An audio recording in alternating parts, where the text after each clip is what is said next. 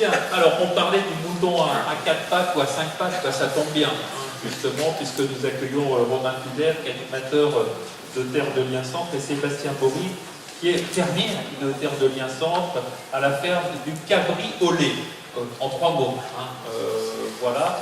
Donc, on va présenter peut-être rapidement Terre de Liens Centre, la philosophie, effectivement, de cette structure, Romain Puder. Je vais présenter rapidement Terre de Liens, puis c'est la parole à Sébastien, qui parle concrètement de son installation au cabriolet à la fin des alors Terre de Liens, c'est un mouvement qui est né pour permettre aux citoyens d'agir concrètement pour l'installation agricole. D'accord, donc il est composé de 19 associations territoriales qui sont réparties dans les régions de France et 2 outils financiers qu'on va appeler la foncière Terre de Liens, qui va permettre en fait aux citoyens d'acheter des actions pour financer un projet d'installation sur leur territoire. D'accord ? Et la Fondation Terre de Liens, autre outil financier, là le but est de se rapprocher des collectivités pour permettre aussi aux collectivités d'agir concrètement pour l'installation agricole. On s'occupe de l'installation agricole et pas uniquement de la viticulture, mais on réalise des projets d'installation en viticulture. Aujourd'hui, on a 2 fermes de Terre de Liens Centre dans la région, pas en viticulture, mais en élevage caprin, du coup, Sébastien, et en arboriculture et transformation de cire. Donc n'importe quel citoyen peut être investisseur, en quelque sorte, par votre intermédiaire. Lors d'une installation, on lance un appel à souscription où les gens vont pouvoir acheter des actions au profit, alors, soit d'un projet très précis, ou alors d'une région, ou alors ils n'ont pas forcément de projet Terre de Liens à côté de chez eux, ils font confiance au mouvement et ils répartiront les actions sur un projet prioritaire. Alors pour illustrer tout de suite vos propos, Sébastien Bory, racontez-nous l'histoire de la ferme du Cabriolet. Oui, alors moi c'est un petit peu sur le tard, puisque j'ai décidé de m'installer à presque 40 ans. Et donc là ça fait 5 ans, là j'ai fait les 5 premières années. J'ai passé les 5 premières années. Vous faisiez quoi auparavant, sans indiscrétion? J'ai plusieurs métiers, j'ai travaillé dans l'agroalimentaire, j'étais en Afrique pendant 3 ans. Voilà. Donc j'ai ensuite travaillé dans l'insertion par activité économique où je m'occupais d'une pépinière d'entreprise, j'accueillais les porteurs de projets et je menais avec eux leurs projets jusqu'à ce que le projet soit abouti. Donc j'ai eu envie aussi à mon tour de préparer mon propre projet. Donc moi je me suis installé en 2009 sur une ferme de 22 hectares, une petite ferme. En Indre-et-Loire. En Indre-et-Loire, donc la ferme du Cabri au lait. J'ai rapidement rencontré un problème de foncier, puisque étant hors cadre familial, le problème du foncier il était encore accru, encore plus important.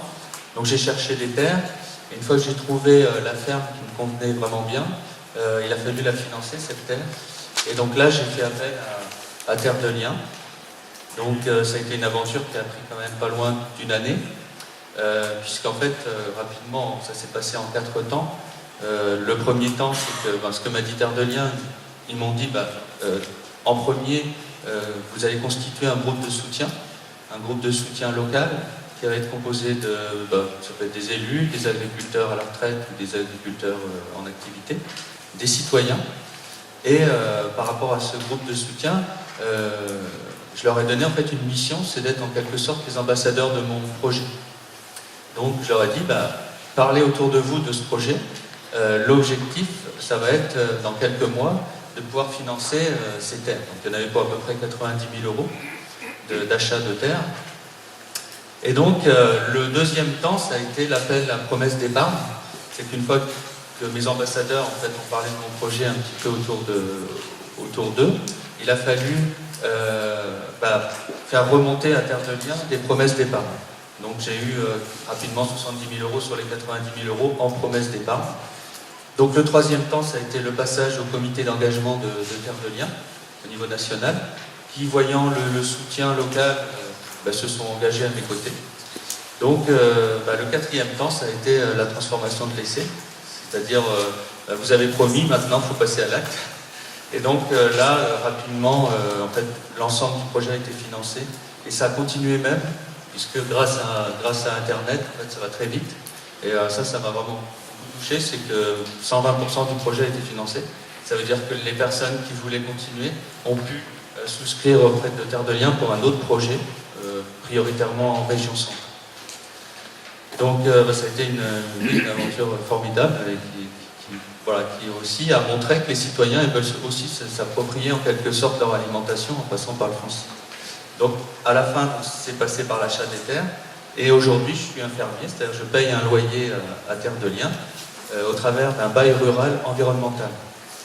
Donc c'est un bail qui a des spécificités par rapport aux pratiques agronomiques, au fait donc d'interdiction de pesticides, d'OGM. Le cahier des charges est bio. Le cahier des charges est bio, sans obliger la certification. Donc il se trouve que moi je suis certifié bio, mais la certification n'est pas obligatoire. Donc vous étiez familier de l'univers, de l'économie solidaire, donc voilà, donc cette philosophie en même temps est importante dans ce projet. Oui, tout à fait, oui. D'autant plus que bon, la suite, enfin l'autre partie de mon projet, j'ai aussi été financé par une banque solidaire qui est la NEF, donc qui est portée par le Crédit Coopératif. Et la NEF, c'est la nouvelle économie fraternelle. C'est une banque qui est aussi à la base de la création de Terre de Liens. Romain Couder, je reviens vers vous. Donc ça règle la double question du fonds, des fonds et du foncier, en quelque sorte. Terre de Liens, il n'achète uniquement du foncier agricole. Du bâtiment, il achète des fermes. Après, tout ce qui est investissement matériel pour l'installation, là, c'est à la charge du fermier. Pouvez-vous nous préciser comment vous choisissez, sur quels critères vous sélectionnez les candidats? C'est important. On a une grille d'analyse. Le premier critère, ce sera un projet économiquement viable et puis qui va pouvoir se transmettre.